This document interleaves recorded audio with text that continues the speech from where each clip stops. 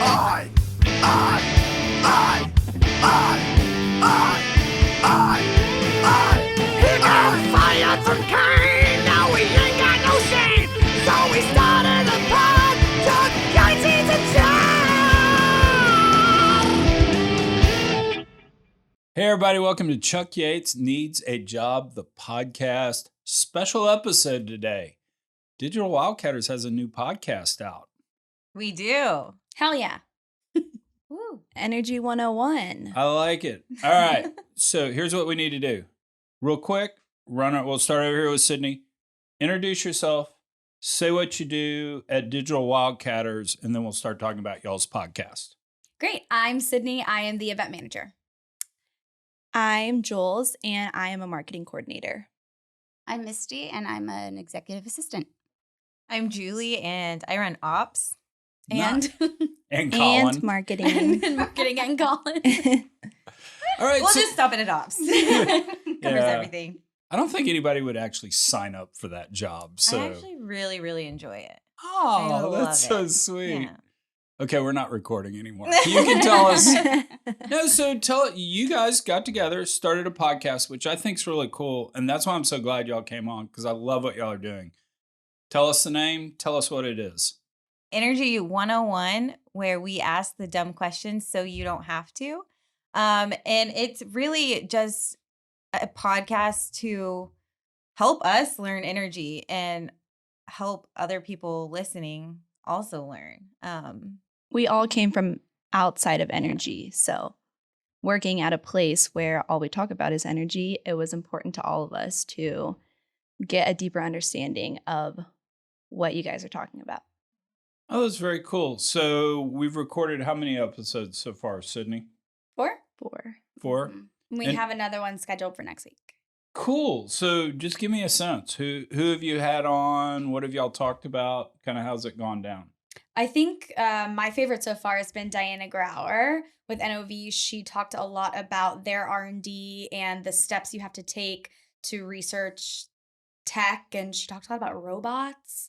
And I feel like our conversations always kind of spiral into these very niche things that, you know, we start with the basic question and it always kind of spirals into really fun kind of extra tidbits that I don't think anyone would ever think to ask about. So what was the basic question for Diana? And the reason I'm asking is next time I go eat lunch with her, I want to ask it because you're right. She gets into robotics world. And I mean, I never did offshore stuff. I Right. mean, robots to me is like a Star Wars movie, but it's actually her life. So what was kind of the base question y'all started with? We kind of just started chatting with her and it kind of just naturally came up that, and I can't remember what the actual name of the process was that she started talking about. Do you?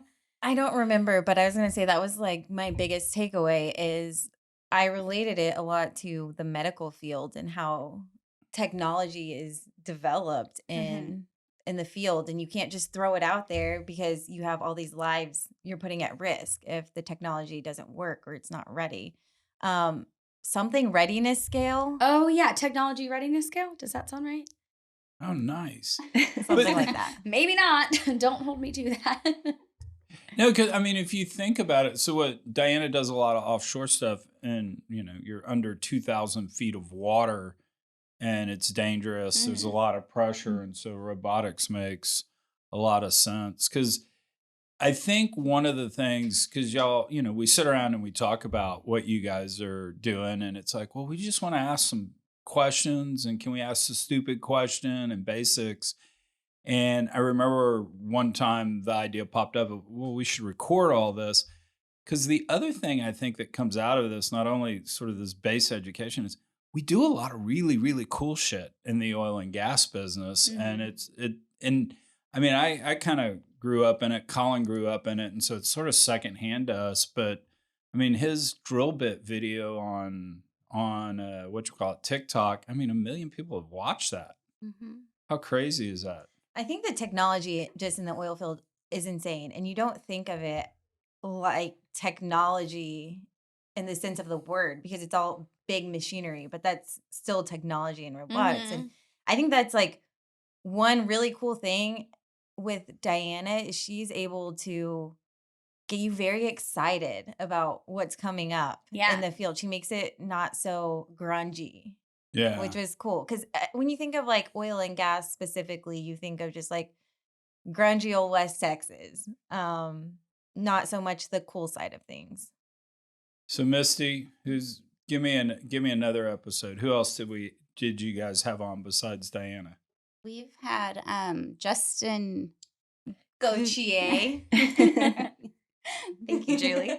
And he talked about fluid drilling, right? He kind of broke down the Yeah. basics of like upstream, midstream, downstream, like basic level oil and gas. Oh, and I bet Justin was really good at it. Yeah. My it was a fun favorite episode. Justin thing is he posted a picture of himself riding a pump jack, and I put it next to Sarah Stodgner's nude picture, and I ran a poll on Twitter of who wore it better, and he didn't lose by that much. I was gonna say, did he win? Which was It's his kind of beard. impressive. Mhm. That must be a thing now. I've seen a lot of people on LinkedIn or pictures of people riding pump jacks. I'm like, okay, Oh, it's always this is a thing. It's always a It's, thing. it's And a thing. you It's grow funny. up in West Texas and you've had 3 beers. You've ridden It's a a thing. pump jack. Yeah. You don't really have much else to do. So that's cool. So who else has been on? So we've had Justin, we've had Diana. And we had Kay McCall. She taught us about renewables. Oh, cool. Give me a fact or two that you learned there. I think for me, with her episode, she broke it down. She broke the energy industry down into 2 parts. And I had never thought of it this way. And probably because I just don't have a deep understanding of the petrochemical side. But she broke it down into the power generation side, which is what renewables are. There's not petrochemicals that you're making Right. other products with. And then the petrochemical side, which is where oil and gas really comes in. So it was cool to like get it broken down like that, because I've never heard of anyone like talking about that before. Yeah. I know that, again, it's just kind of one of those second nature things, that Mhm. you take oil, you refine it, turns into transportation fluid or fuel that's, 90 some odd percent of all transportation in the world happens because of refined petroleum, right? But then they make a ton of stuff out of it. I mean, plastics, all that. And one of the funniest things is, the CEO of Patagonia, somebody wanted to put their logo, an oil and gas company wanted to put their logo on a vest, and he said, no, we wouldn't do that. Well, every single product he sells has polyester in it, which is made out of oil. So the Colorado Oil and Gas Association voted him Customer of the Year. That's funny. Yeah, no, it's pretty funny. Okay, so this begs the question, and I don't want to come off as needy here, but I think it's going to come off as needy. Y'all have this great podcast. Y'all are asking these dignitaries base questions on energy to educate, and I don't get to come on. Really? I'm so hurt. What do you want to talk about? I don't know. Far away. Actually, if you Since- remember, we did invite you to true. come talk about the IRA. Is that what it's Oh, called? yeah, the Inflation Reduction Act. Yes. So like I have to host my own podcast to get y'all to ask me that question. It's an eye for an eye. Okay. Yeah. Mhm. All right. So fire away. Ask me a question. Is that the question we're going to talk the IRA? I actually wasn't prepared for that. Are y'all prepared No. for that? No. Can you Oh, break later. down in simple terms what the Inflation Reduction Act is? Yes. So basically, what the Inflation Reduction Act does is, when it comes to the energy business, is, let's call it half a billion. Was it $500 billion or so of credits towards the energy business pushing clean energy. And what's interesting about it is, historically in America, how we grew up as a country is government would throw money at things, but it sort of just threw money at things and said, hey, private sector, you go figure it out, right? Y'all compete, whoever the winner is. And, our tax code is really dirty because industries go in and get favorable tax treatment for their industry versus other stuff. But for the most part, what was interesting about the IRA is it came in and basically said, "Hey, we're going all in on electric vehicles," right? And so it said things like here's a tax credit for cars if you buy an electric vehicle.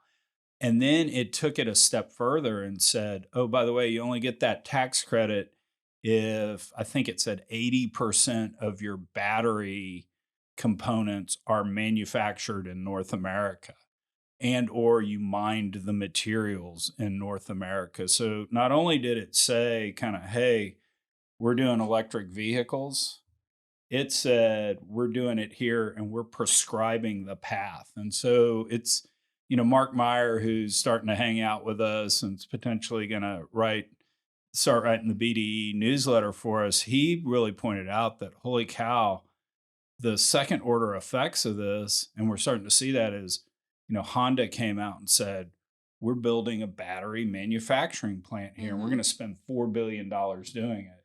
And you've seen numerous kind of announcements like that. So it's been interesting watching that amount of money, that amount of favorable stuff in the tax code really push clean energy, but push it in such a way where the government has chosen the path we're going to do it. Because, for instance, if the goal was just to reduce carbon, right? That's why we're driving electric vehicles.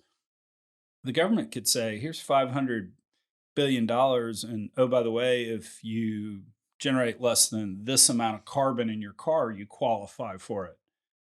That's not what they said. They said electric vehicles. There are guys out there that have processes and are on the verge of commerciality in terms of doing low carbon gasoline from natural gas. They don't qualify. Why is that?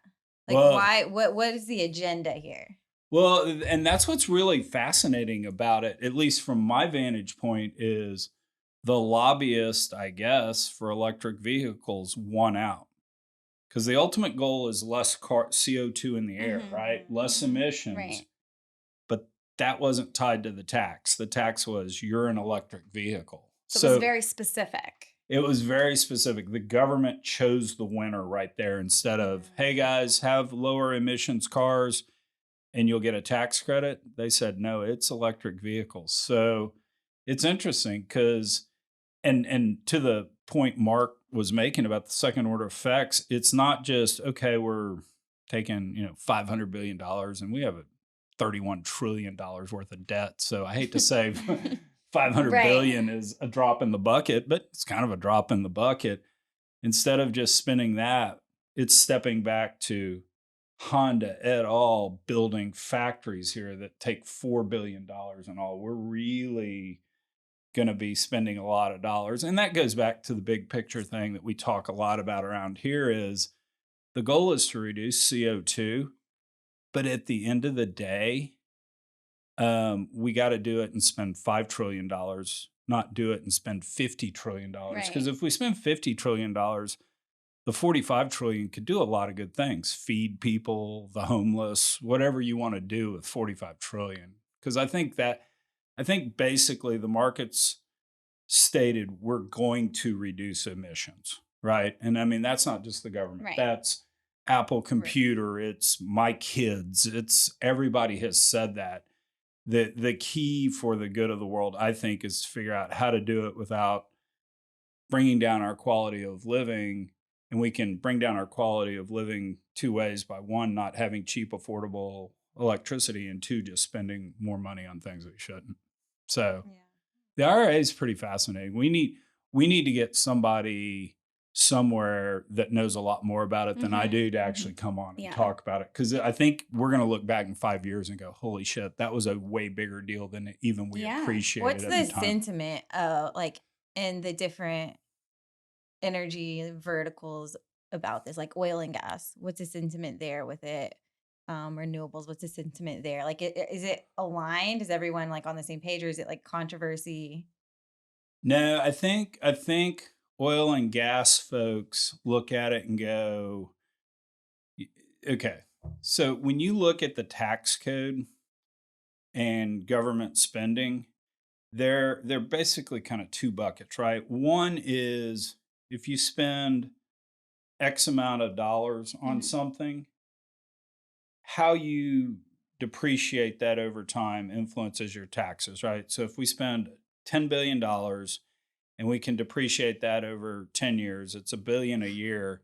Well, it's actually better for us if we can depreciate in 2 years, right? Because everything we depreciate covers up income and we don't have to pay tax on. So it's how you depreciate CapEx. And then there are literally what I define as subsidies. That's the government cutting a check Mm-hmm. to you. And so I think what oil and gas has always had is accelerated depreciation.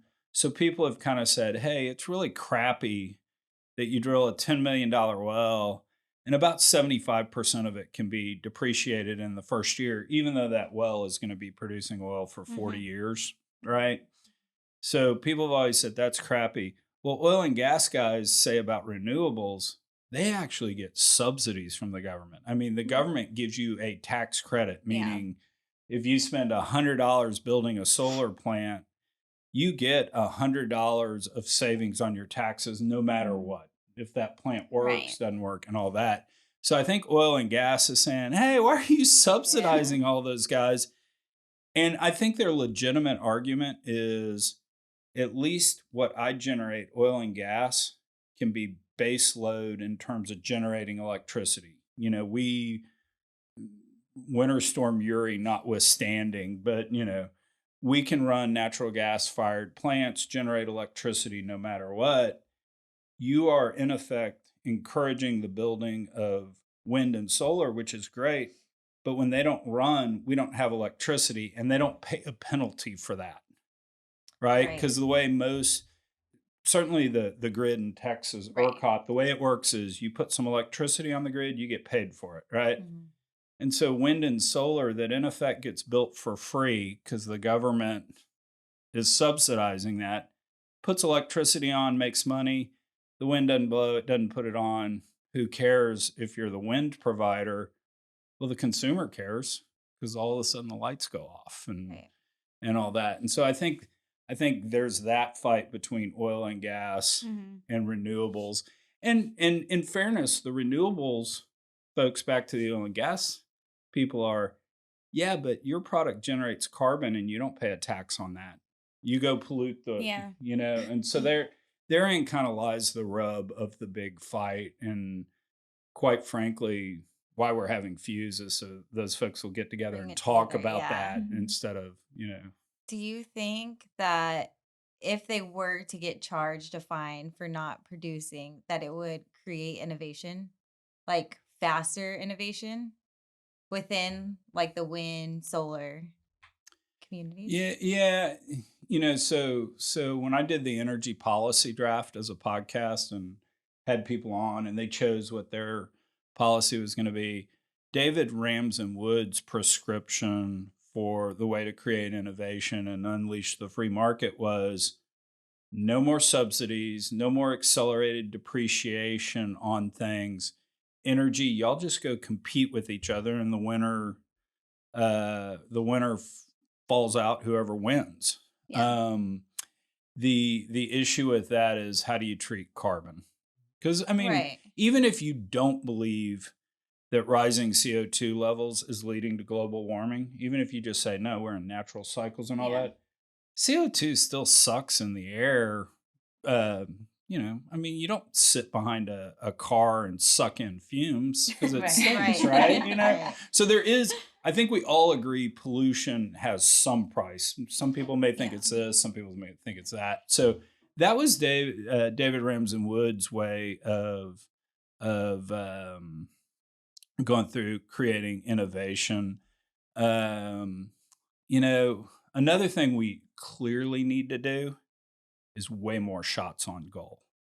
I mean, we need to throw money at things and have inventors inventing, entrepreneurs trying to create companies around this, because we can talk all we want to about how um, we can talk all we want to about how uh, we are going to reduce carbon emissions and all that. We're not. I mean, is John Kerry really going to stop flying his plane around? I mean, Leonardo, 25-year-old girls like the plane, right? So I get it, Leonardo, you need your plane. But, so we're not going to reduce our standard of living. And the only thing, that we've got really out there to, if CO2 is this huge problem, is technology. And the only way to get the technology is way more shots on goal. Right. So Yeah. I think, and I'm a libertarian, so if the government went away, I'd be the happy guy. But at the end of the day, if you're going to have government spending money, throw it everywhere, just so we get kind of more shots on goal. This is actually kind of difficult. I'm glad y'all didn't ask me on. I feel like this is a crossover. This is so hard. It's like, oh my gosh, I wasn't ready for this. We put you on the spot. I know. The back in the day, Chevy Chase at the start of Saturday Night Live, Gerald Ford was president, and Chevy Chase would impersonate him, and they were doing a mock presidential debate. And Chevy Chase leans in as Gerald Ford. My understanding there was going to be no math on this debate. So, That's how you feel. I I have a segment I want to do. Uh-oh. Can we do it? Oh my gosh. Surprise. Surprise. Misty's scaring me with that smile. Oh my gosh, what is it? Okay, yes. All right. So All right. I haven't talked to all of you about this, but this is a fun segment that I would actually like to introduce into our podcast. It's called Factor Cap. And I'm going to tell you some sentences, some statements about energy, and you're going to say factor cap. What does cap mean? That's like Jules, fact, this yeah. is you. Yeah, like an overreaction. It's a false statement. false Like true or statement. false, It's not but true. Yeah. factor So cap, keeping up okay. with the times. Okay, how would I use cap in a sentence as me Why do I directing have to do towards that? me directed towards my 15, 16, or 20-year-old? How would I say that? Stop capping on dad? Yeah, I guess. Like, I feel like it's That's more cap, common like, that that's- people say no cap, No cap. meaning it's like completely true. Like I could be like, I'm wearing a garnet shirt, like no cap. Like it's for sure I'm wearing this color shirt. everyone Okay. in So my the family is opposite. going to get roasted for me explaining what that's cap means on a podcast. No cap. Okay. All right. So cap or Fact or or cap. cap. It's a All fact. right. So if it's not true, you just say cap. It's another word for like that's false, I guess. Like that's Okay. cap. I wonder where All that right. came from. Different segment. Continue. Yeah, I don't know. I'm gonna Google. Okay. First one. A single lightning bolt unleashes 5 times more heat than the sun. Factor cap. Fact. I don't actually know the answer. I was waiting. We came a little unprepared Right. today. I'm assuming they're actually facts. But one more. Okay. Assume I didn't just say that either. Okay. 60 minutes of solar energy could power the earth for a year. Factor cap. Cap. Cap. Oh yeah. Why? Is it cap? I think it's So fact. it could be cap depending on how you read it and if you get an explanation. Solar energy meaning the sun, not like capturing it. It's just like straight up sun power. Oh, yeah. Is that So what I took it meaning was the state of solar technology today, if it just had an hour of sun, which would be a stupid question, right? That's because exactly what I was told today. Yeah. So no, that would be a stupid question because of course it gets an hour of sun and we don't power the whole world with it. So Yeah. So you're just saying if we could capture an hour of sunlight, capture all of it and probably have perfect efficiency in the transformation. So for the purpose of explaining, the sun is the most powerful source of energy in the universe, sending 430 quintillion joules. Do you say joules or joules? Jules. Joules What? of energy. I've never heard Oh, anyone say it oh, like that. no. every year. So I've never heard anyone say it like that. Say joules. Yeah. Joules? Jules. Is it Jules? I've It's always Jules, heard like Jules. It's Jules. Yeah, it's Jules. You're a powerful energy. Yeah, you are. A beaming ray of sunlight. You gonna do one more? Sure. 10 Google searches can power a 60-watt light bulb. Fact or cap? That totally seems like a fact. You know, I mean, so the fourth largest user of energy on the planet's the Xbox network.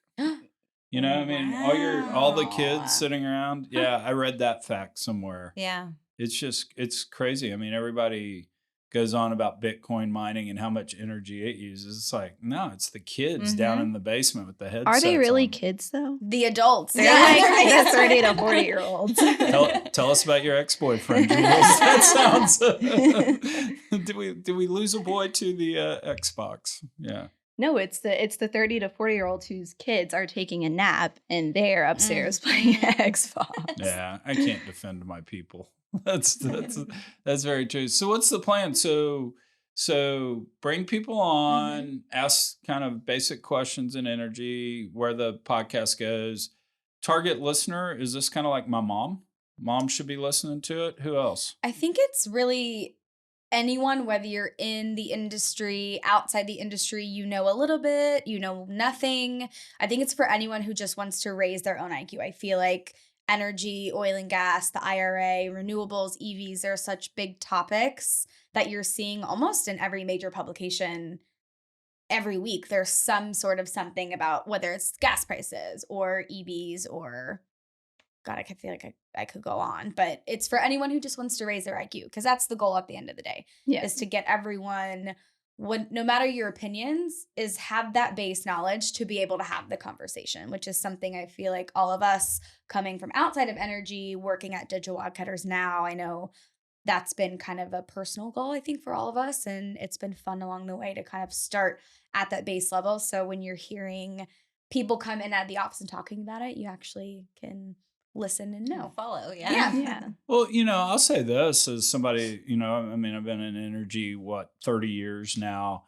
And even I would have meetings where we were going through due diligence on land issues in an oil and gas deal and just asking a bunch of basic questions of the landman on like, okay, we have a title dispute. What is it? And him or her saying, well, I went to the courthouse and hold on, what do you do at the courthouse? And you go back and they just walk through kind of the basics. And I'm sure they thought I knew that because I've been in the business forever and, you don't have a clue. So this is cool. Yeah, I think it's even people within the energy industry are so tunnel vision on their specific sector. Their oil and gas, that's all they tunnel vision on that. So renewables, geothermal, like they're not so educated on all of the other energy sectors. So that's another reason why we're doing it. Oh, that's cool. So I got lectured when I started a podcast. The key to it is consistency. If you're going to drop Wednesday morning at 8:00, drop every Wednesday morning at 8:00. Yes, So- Chuck. Yes. Y'all scared So me we on that. are dropping every Thursday starting. How did we drop this Thursday? We didn't. Starting next Next Thursday. Thursday. Starting next Thursday. Okay. And how do people find this again?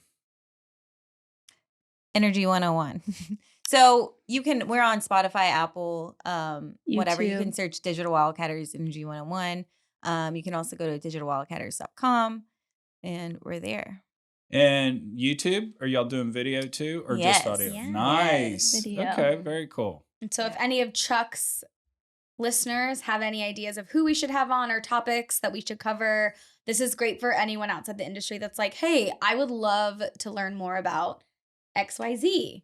We are your people. We got your back. There we go. Very cool. I'm not sure I would have made that broad a statement to my listeners. It's kind of like you're going to get maybe an answer from my mom and my That's fourth, okay. and my That's a fourth listener. grade teacher. But besides that, Hey, if they don't know much about energy and they want to learn more, that's our audience. Or if you are an expert on a topic and want to Ooh, come yeah. school us up, nice. reach That's a out. good one, too. Nice. Very cool. Wait, before we go, we want to ask you one Uh-oh. last question. All right. Are you ready?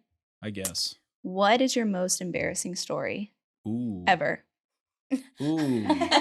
Ever. Ooh, Tell us the ever, tea. Ever the most embarrassing story ever. Okay, I'm gonna bust mom. So I will also think of something more embarrassing while I'm telling this story. But this was pretty embarrassing. So one day I was a freshman in high school, right? And that's pretty awkward time, right? And it's even more awkward. I'm trying not to get on my soapbox, but as freshmen in high school women, right? Y'all got all the attention from the senior and junior guys. Everything's cool. The freshman guy is the most awkward person on the planet, right? And so I'm sitting in class one time, and someone who shall remain nameless, because there's an outside chance that a high school friend is listening to this, but I was actually talking to a really cute girl, and my mom barged into class and took my car keys because I had left shorts on the floor of my bedroom. Wow. Man. Yes. Wow. Well, and God loves Sally Yates. She's the greatest human being on the planet. She really is. I need to take some tips from her. She has 4 boys. And so there were just those days when, stuff hit.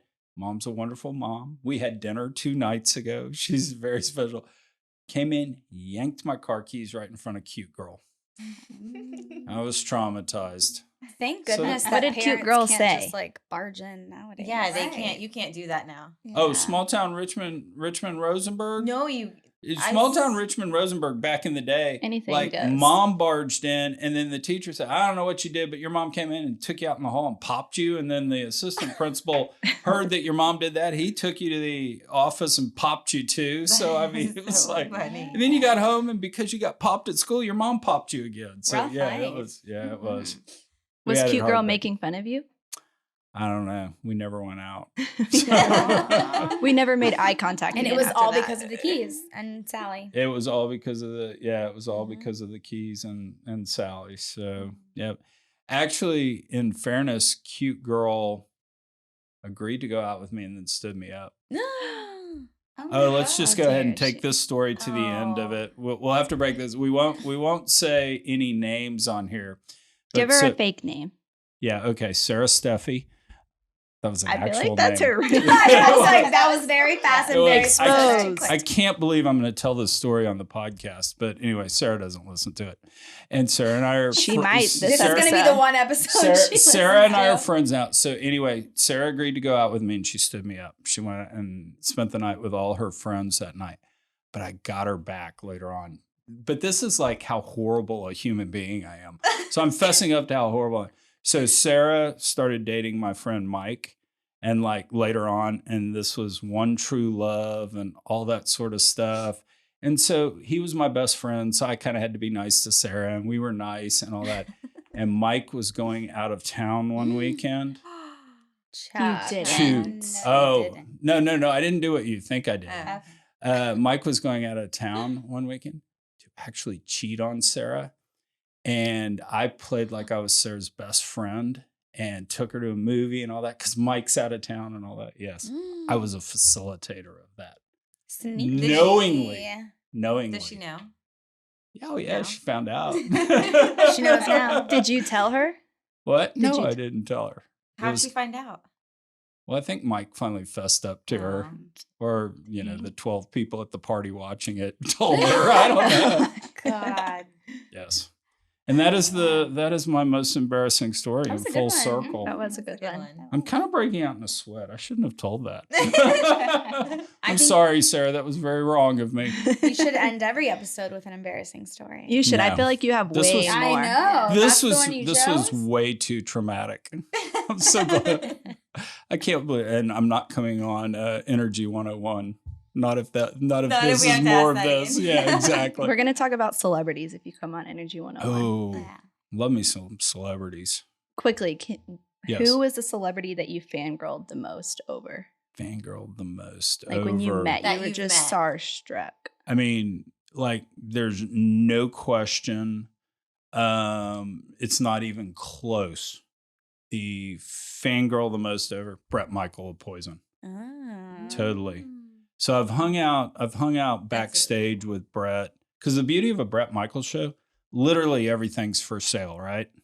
I mean, hey, I want that hat that Bret wore on stage. Tour manager's like, well, what will you give me? Yeah. You know, and I mean, so literally one of the shows, I was like, hey, I want to go hang out in the trailer with Bret Michaels. What will you give me? And so anyway, I bought my way back, and I've subsequently bought my way back about 3 or 4 times. So let's call it 4 or 5 times I've hung backstage with Bret Michaels. Mhm. And I've got a picture on my phone that a buddy took when we were backstage, and I call it Bret Michaels, where is my restraining order? Because Bret just looks terrified that he's like, when is this guy going to go this guy away? again. When is this guy going to go away? But the first time I ever went backstage to hang out with Bret Michaels, I was starstruck. I mean, this is my dude, right? And Yeah.